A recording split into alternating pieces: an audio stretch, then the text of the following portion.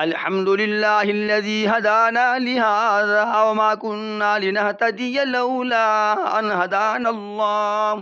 أما بعد فأعوذ بالله من الشيطان الرجيم. بسم الله الرحمن الرحيم.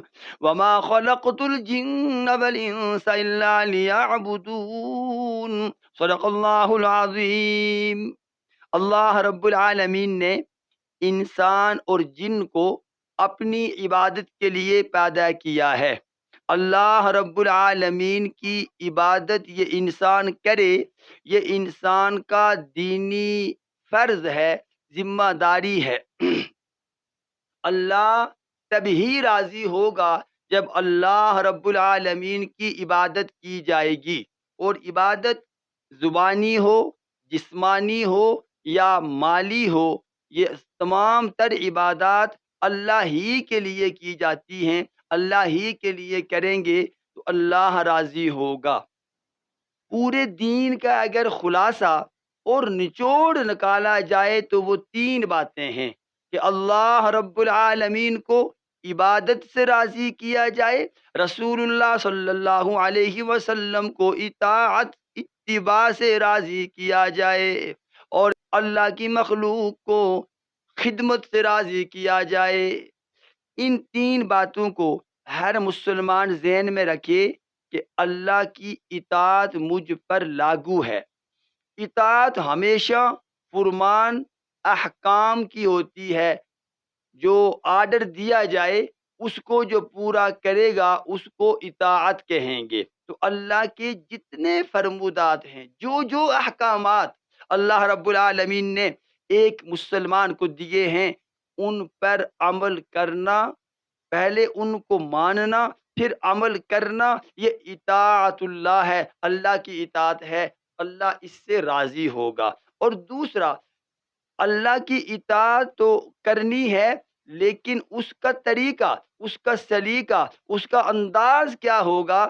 تو حضور اکرم علیہ السلام کی تعلیمات پر، نبی پاک علیہ السلام کی عمل کی اتباع جب کریں گے، اس سے اللہ راضی ہوگا۔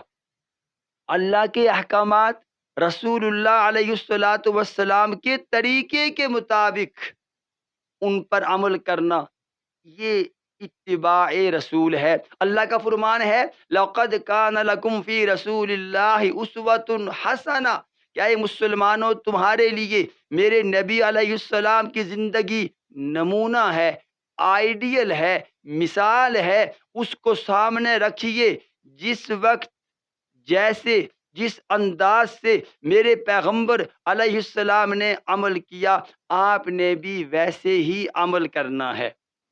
اور تیسری چیز، انسانیت کی خدمت کا جذبہ ہو۔ انسانیت کی خدمت میں بڑوں کا ادب بھی ہے، چھوٹوں پر شفقت بھی ہے، بھوکے کو کھلانا، پیاسے کو پلانا، مجبور پریشان حال انسان کی پریشانی کو دور کرنا، یہ خدمت انسانیت میں شامل ہے۔